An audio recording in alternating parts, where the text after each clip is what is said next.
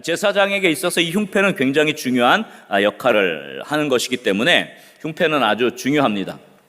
흉패에는 중요한 두 가지 특징이 있는데, 첫 번째 특징은 뭐냐 하면 이 흉패에 12개의 보석이 있고, 그 12개의 보석에 이스라엘의 12아들들, 12지파의 이름이 이렇게 도장을 새기듯이, 인장을 파듯이 새겨졌어요.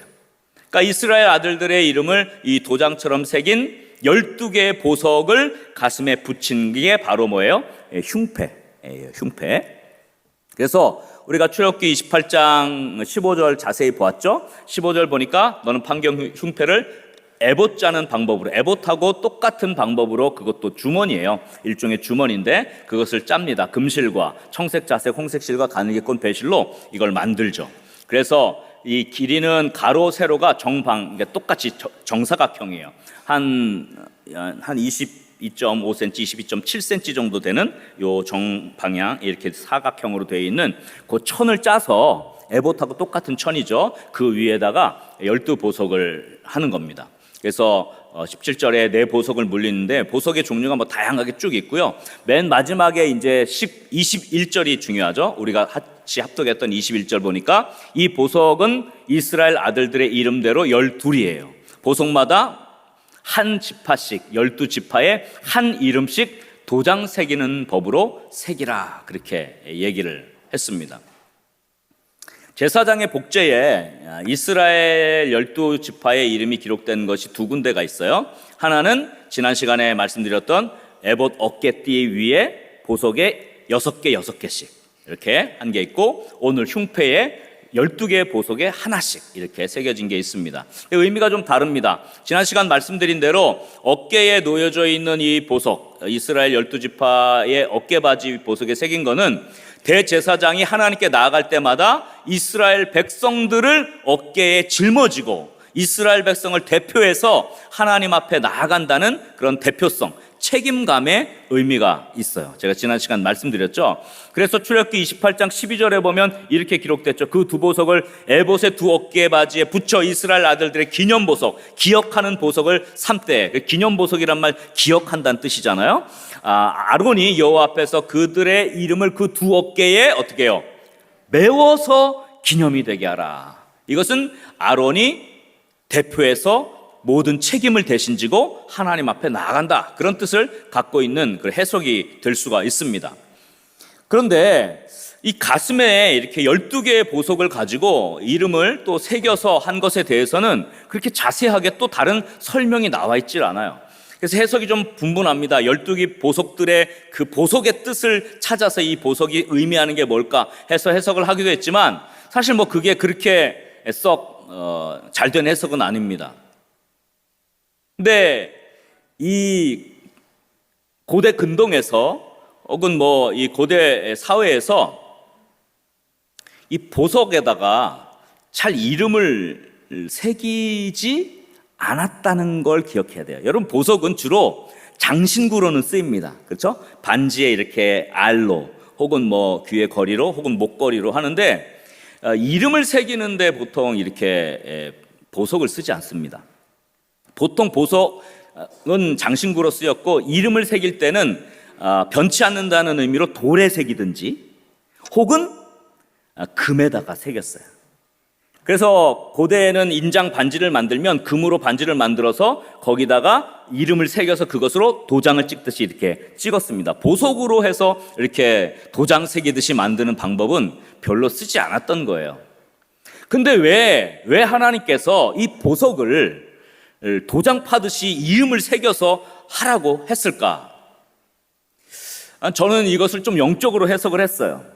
특히 왜 가슴에 그 보석이 이렇게 12개의 지파의 이름을 새겨서 담게 했을까? 그것은 아마 그 가슴에 이스라엘 백성을 품고 눈물로 기도하라는 뜻이 아닐까? 저는 그렇게 해석을 했습니다. 왜냐하면 고대 근동에서 보석은 눈물을 상징했기 때문에 그렇습니다.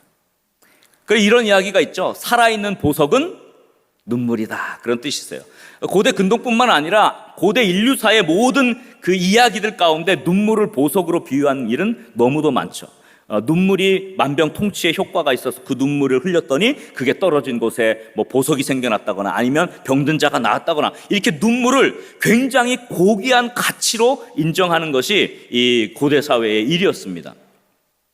이 가슴에 12개의 보석을 붙이고 하나님 앞으로 나아가는 그 제사장의 모습을 통해서 이 가슴의 눈물을, 보석같이 열매 맺힌 눈물을 주님 앞에 올려드리는 모습, 바로 그것이 제사장의 모습이 아닐까 생각을 해보았습니다.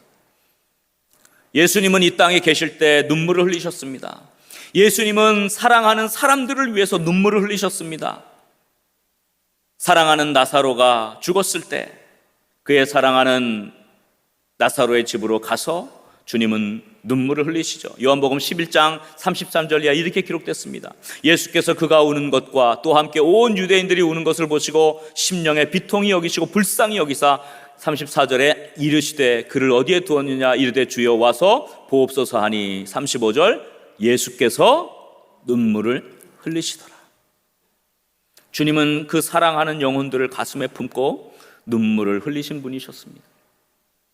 또 주님은 예루살렘 성을 보시고 오셨어요. 예루살렘을 가까이 오시면서 예루살렘을 보면서 그 성을 바라보고 안타까운 마음으로 오셨어요. 제사장은 교회를 위해서 눈물을 흘리는 사람이 되어야 합니다. 누가복음 19장 41절에 보면 가까이 오사 성을 보시고 우시며, 예수님이 우셨어요. 보석입니다. 또 예수님은 사명 감당하도록 눈물을 흘리셨습니다. 잘 아는 대로 겟세마네 동산에서 땀방울이 핏방울이 되고 그 눈물방울이 핏방울이 되도록 주님이 그렇게 기도하셨어요. 그리고 그 사명을 완수하셨죠. 그것을 기자는 히브리서 5장 7절에 이렇게 기록하고 있습니다. 그는 육체에 계실 때 자기를 죽음에서 능히 구원하실 이에게 심한 통곡과 눈물로 간구와 소원을 올렸고 그의 경건하심으로 말미암아 들으심을 얻었느니라. 예수님은 통곡과 눈물로 하나님 앞에 사명 완수하게 해달라고 기도했습니다. 여러분, 가슴에 품고 있는 영혼들을 위해 눈물을 흘리십시오. 그 눈물은 하나님 앞에 빛나는 보석처럼 귀하게 여겨지리라고 저는 믿습니다. 여러분, 교회를 위해서 눈물을 흘리십시오. 그 눈물을 주님께서 기억하시고 우리 교회를 축복하실 줄 믿습니다. 여러분, 맡겨진 사명을 위해서 눈물을 흘리십시오. 그 사명 완수함에 하나님의 능력을 부어주실 줄 믿으시기 바랍니다. 이렇게 가슴으로 하는 눈물의 기도는 보석과 같이 귀한 것입니다. 주님은 그것을 기억하시고 이 제사장이 가슴에 이 12지파의 이름을 기록한 그 보석을 품고 하나님 앞으로 나아갈 때마다 하나님께서 그 가슴에 품은 그 눈물 보석을 기억하시고 하나님께서 응답하시는 줄 믿으시기 바랍니다. 그래서 시편 기자는 시편 56편 8절에 이렇게 말씀했어요. 나의 유리함을 주께서 계수하셨사오니 나의 눈물을 어떻게 하라고요? 주의 병에 담으소서. 내 눈물을 주님 기억해 달라는 말입니다. 나의 눈물을 주의 병에 담으소서. 이것이 주의 책에 기록되지 아니하였나이까. 주님께서 우리의 눈물을 주님의 병에 담으시고 기억하시고 응답하실 줄 믿으시기 바랍니다. 시편 126편 5절 너무 유명한 말씀이죠. 한번 다 같이 읽겠습니다. 눈물을 흘리며 씨를 뿌리는 자는 기쁨으로 거두리로다. 할렐루야. 눈물을 흘리며 씨를 뿌리는 자가 기쁨으로 거두는 축복을 누리게 되는 줄 믿으시기 바랍니다. 눈물이 메말라졌습니다. 눈물이 없는 시대를 살아가고 있습니다. 그러나 이 메말라져 있는 시대에 우리 성도들의 눈물이 제사장의 가슴에 박힌 보석과 같이 될 수 있기를 주의 이름으로 간절히 축원합니다. 여러분, 자녀들을 놓고 가족들을 놓고 구원받지 못하는 영혼을 그 가슴에 이름을 새겨서 하나님 앞에 나올 때마다 여러분 눈물로 기도하시기를 간절히 소원합니다. 그때 그것을 주님께서 보석으로 받아주시고 가장 귀하게 여기셔서 응답하실 줄 믿습니다. 여러분, 교회를 위해서 눈물로 기도해 주십시오. 눈물의 기도가 필요한 때입니다. 예전에 우리 어르신들은 날마다 교회 지하에 그 기도 마룻바닥에서 눈물로 마루를 적시고 교회를 위해서, 나라와 민족을 위해서 기도했던 우리의 어르신들이었습니다. 요즘은 그거 많이 사라졌어요. 이제 눈물로 기도하는 사람들이 없습니다. 눈물로 기도하는 그런 사람들의 모습을 찾아보기가 너무 힘든 겁니다. 갱년기가 돼서 눈물이 나올지 드라마 보다가 저도 요즘에 눈물이 많아진 것 같아요. 근데 주님 생각하면서 눈물 나. 정말 기도해야 될 그 영혼 생각하며 기도할 때마다 눈물이 나고, 우리 교회를 생각하며 기도할 때마다 눈물이 나고, 한국교회와 나라와 민족을 생각할 때마다 눈물이 나고, 저 먼 곳 오지에서 고생하며 삶을 드리는 그 선교지를 생각할 때마다 눈물이 나고, 우리의 눈물이 회복될 수 있기를 주의 이름으로 간절히 축원합니다. 우리의 문제는 뭡니까? 날마다 기도는 하지만 기도의 대상자를 가슴에 새기지 않는다는 것입니다. 눈물을 흘리지 않는 것입니다. 언제부턴가 말라간 나의 눈물, 언제부턴가 흘려보지 못한 나의 눈물, 주님은 그 눈물 보석을 지금도 기다리고 계신지 모르겠습니다. 하나님은 이 가슴에 품은 눈물의 기도를 하나님께 올려드릴 때 그것을 가장 고귀한 보석으로 받으시고 기억하시고 기도 응답하시는 줄 믿으시기 바랍니다. 여러분, 우리의 눈물이 기도의 응답의 역사로 반드시 열매 맺게 될 줄 믿습니다. 눈물로 기도하는 이 가슴에 새겨진, 아로 새겨진 이 보석을 늘 가슴에 품고 그 이름을 거기에 새기고 하나님 앞에 나와 눈물로 기도하는 거룩한 제사장으로 사명 감당하는 눈물의 기도자들이 다 될 수 있기를 주의 이름으로 간절히 축원합니다. 그 다음에 이 흉패에 담겨있는 두 번째 중요한 특징이 있어요. 흉패는 이렇게 사각형으로 되어 있다 그랬잖아요. 근데 이게 주머니예요. 그냥 붙어 있는 게 아니라 그 사이에 뭘 넣을 수 있도록 만든 주머니인데 그 주머니 위에다가 이렇게 붙인 거예요. 저 속에다가 이제 뭐를 넣냐면 우림과 둠밈을 넣었어요. 그게 두 번째 특징이죠. 다시 한번 우리 그 자막 한번 보여주시면, 흉패 주머니 안에 뭘 넣었다고요? 우림과 둠밈을 넣었죠. 아까 우리 레위기 8장 8절에 보니까 흉패에 대한 설명이 굉장히 간단하게 나오지만 거기에 우림과 둠밈을 넣었다는 표현이 있는 것은 굉장히 이게 중요하다는 뜻을 보여주고 있습니다. 우림과 둠밈이 도대체 뭐 하는 건지 아무도 잘 몰라요. 근데 이제 이게 뭐 쇠나 돌로 만들었다 이렇게 생각이 되고요. 거기에 어떤 뭐 이름이 새겨졌을 건데, 그것이 하나님의 뜻을 묻고 그 다음에 하나님의 응답을 기다리는 데 쓰였다라는 정도만 알지 구체적으로 어떻게 생겼는지 어떤 모양인지 잘 모릅니다. 그런데 거기에 보면 출애굽기 28장 우리 29절 30절 읽었잖아요. 이렇게 기록되어 있죠. 아론이 성소에 들어갈 때 이스라엘 아들들의 이름을 기록한 이 판결 흉패, 아까 12보석이죠. 그걸 가슴에 붙였는데 여호와 앞에 영원한 기념을 삼으라, 하나님이 기억하신다는 거죠. 근데 30절에 보니까 너는 우림과 둠밈을 이 판결 흉패 안에 넣어. 그 주머니거든요. 그 안에다가 넣어요. 뭔가 넣는 거죠. 아론이 여호와 앞에 들어갈 때 그의 가슴에 붙이게 하라. 아론은 여호와 앞에서 이스라엘 자손의 흉패를 항상 그의 가슴에 붙일지니라. 우림과 둠밈이 이 흉패 안에 들어가 있다는 것이죠. 도대체 이게 어떤 의미를 가지는지 성경학자들이 연구를 했는데도 잘 이렇게 그 내용이 없어요. 우림과 둠밈이 도대체 뭘 한 건지 잘 모릅니다. 근데 아마도 제사장이 하나님 앞에 가서 기도하면서 물었던 것 같아요. 하나님, 이거 어떻게 해야 됩니까? 라고 했을 때 그 우림과 둠밈을 꺼내거나, 이렇게 우리가 이렇게 어떻게 뽑기 하잖아요. 이렇게 해서 탁 뽑을 때 돌이 나오는데 아마 그 흉패 안에서 제사장이 탁 뽑았던 것 같아요. 이거 해야 됩니까? 말아야 됩니까? 탁 뽑아서 검은 돌, 둠밈이 나오면 하라는 뜻이죠. 예스. 근데 이렇게 하나님 이거 해야 됩니까? 말아야 됩니까? 탁 뽑았는데 흰 돌이 나왔어요. 우림이 나오면 어떻게 되죠? 노. 이건 하지 마시는 거다. 이렇게 아마 하나님 앞에 기도하고 하나님의 뜻을 물을 때 쓰였지 않았나 이렇게 추측을 해볼 수 있습니다. 그래서 제사장은 이 우림과 둠밈을 통해서 하나님의 뜻을 묻고 기도하고 하나님의 응답을 바른 판단으로 받은 거예요. 근데 내가 생각할 때 하고 싶어 막 기도했는데 딱 했는데 뭐가 나왔어요? 우림이 나왔어. 그러면 하지 말아야 되는데 나는 하고 싶어. 그럼 어떻게 해야 돼요? 그래서 우리가 기도를 안 하는 거예요. 내가 하고 싶은 대로 하고 싶어서. 여러분 정말 하나님이 요즘 시대에도 이렇게 응답한다면 여러분 그 하나님의 판결에 따르기로 결단할 수 있습니까?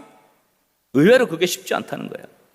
그래서 여러분 오늘날 이 우림과 둠밈의 사람이라고 하는 것은 뭐냐면 이 흉패 안에 두 번째 영적 의미죠. 이 흉패 안에 우림과 둠밈을 넘는다는 것은 이 제사장이 어떤 사람이 되냐? 항상 기도로 묻고 바른 판단을 받아야 된다는 거예요. 기도로 물어서 하나님의 판단이 가장 바릅니다라고 그 판단을 받는 사람이 되어야 한다는 의미입니다. 아멘입니까? 한번 저를 따라 합시다. 기도로 묻고 바른 판단을 받는 사람, 이것이 제사장이죠. 제사장이죠. 여러분 성경에 보면 우림과 둠밈이 구약에 어떻게 됐는지 모르는데 희한하게 다윗에게 이 두 번 정도 우림과 둠밈의 하나님의 기도 응답에 대한 이야기가 나오고 있어요. 사무엘상 23장에 보면 이런 내용이 있습니다. 다윗이 사울이 자기를 해하려 하는 음모를 알았습니다. 그래서 이 제사장 아비아달에게 뭘 가져오라 그래요? 에봇을 이리로 가져오라. 에봇을 가져오라는 이유는 에봇에 붙어있는 흉패의 판결, 흉패의 우림과 둠밈을 통해서 응답을 받고자 한 거예요. 에봇을 가져오라 그래요. 그래서 10절에 보니까 다윗이 하나님 앞에 이제 물어봅니다. 이스라엘 하나님 여호와여, 사울이 나 때문에 이 성읍을 멸하려고 그일라로 내려오기를 꾀한담을 주의 종이 분명히 들었나이다. 11절, 그일라 사람들이 나를 그의 손에 넘기겠나이까? 주의 종이 들은 대로 사울이 나를 치러 내려오겠나이까? 이스라엘 하나님 여호와여, 원하건대 주의 종에게 알려주옵소서. 이렇게 기도를 합니다. 근데 여호와께서 이르시되 그가 내려오리라. 내려오겠습니까? 물었는데 아마도 그 응답이 왔고 에봇의 판결 흉패에 뭐가 나온 거예요? 둠밈이 나온 거예요. 예스가 나온 거예요. 내려올 거야. 다윗이 또 기도합니다. 12절에 다윗이 이르되 그일라 사람들이 나와 내 사람들을 사울의 손에 넘기겠나이까? 하니 여호와께서 이르시되 그들이 너를 넘기리라. 둠밈이 나온 거예요.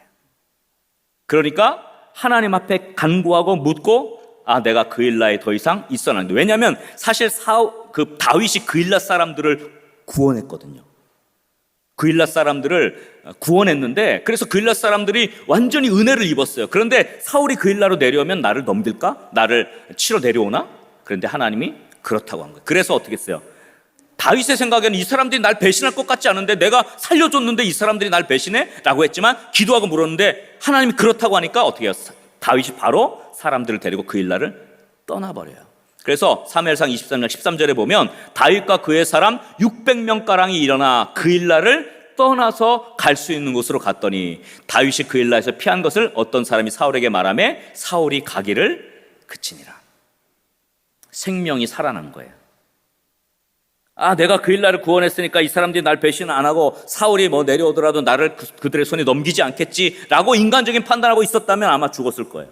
그러나 하나님께 물어보죠. 다윗은요 늘 물어봤어요. 다윗은 늘 하나님께 물어봅니다. 그때 하나님이 응답하시는 대로 다윗은 행했죠. 하나님의 판단이 우리 인생의 가장 바른 판단이 된다는 사실을 믿으시기 바랍니다. 내가 생각한 것이 바른 판단이 아니라 하나님의 응답이 가장 바른 판단이에요. 그 판단을 선택하면 사는 겁니다. 사는 겁니다.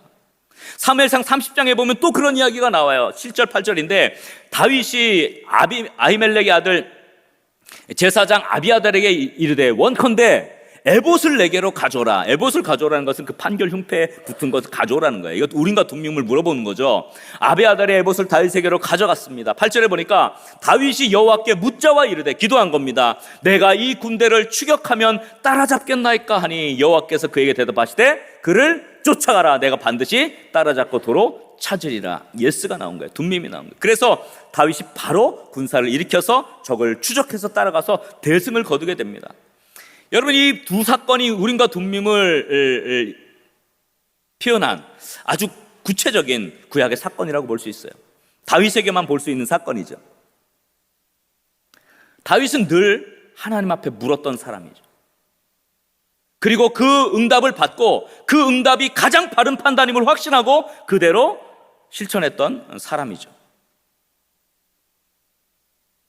하나님은 기도하며 묻는 자신의 백성에게 가장 바른 판단으로 응답하시는 줄 믿으시기 바랍니다. 이것이 우림과 둠밈의 특징이에요. 여러분, 근데 우리는 기도하지 않습니다. 우리의 문제는 뭡니까? 늘 묻지 않는다는 데 있어요. 내 생각대로 먼저 판단하고 내 생각대로 그냥 합니다. 기도하지도 않고 하나님의 뜻이 뭔지 구하지도 않고 그냥 해요. 그리고 잘못된 길을 걸어가며 비틀거리기도 하고 때로는 실패해서 넘어지면서 원망하기도 하고 왜 하나님 나에게 이런 길을 가게 하십니까? 라고 하지만 그러나 기도해보지는 않았던 거죠. 하나님의 뜻이 뭔가 물어보지 않았어요. 우림과 둠밈의 삶을 살지 않았어요. 그러니 인생의 곤고함이 있죠. 오늘 우리가 회복해야 될 것은 뭡니까? 무엇이든지 작은 것 하나도 항상 하나님께 묻고 하나님께 기도하고 하나님의 응답대로 하나님의 바른 판단에 따라 그렇게 결정하고 결단하는 그런 결단력이 우리에게 회복되기를 주의 이름으로 간절히 축원합니다. 여러분, 무엇이든지 하나님 앞에 먼저 물으십시오. 어떤 일이든지 하나님 앞에 먼저 나와 간구하며 기도하십시오. 그때 여러분, 하나님께서 여러분에게 지혜를 주셔서 가장 바른 판단을 하시고 가장 바른 판단을 통해서 인생의 선한 길로 걸어갈 수 있도록 인도하실 줄 믿으시기 바랍니다. 그 우림과 둠, 그게 바로 판결의 흉패죠. 그래서 거기에 판결 흉패라는 이름이 붙은 것은 바로 하나님이 가장 바르게 판결하신다는 뜻이죠. 그것을 가슴에 품는 겁니다. 여러분, 하나님 앞에 기도로 묻고 가장 바른 판단을 받을 수 있는 인생의 걸음 걸어가는 저와 여러분 될 수 있기를 주의 이름으로 간절히 축원합니다. 우리 한번 옆에 있는 분과 한번 이렇게 인사합시다. 항상 기도로 하나님께 물읍시다. 가장 바른 판단으로 응답하실 것입니다. 할렐루야.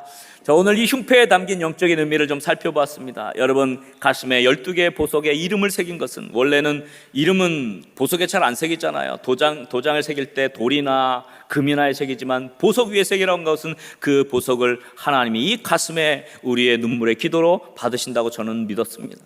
저는 오늘날 눈물의 기도가 회복되어야 된다고 저는 믿어요.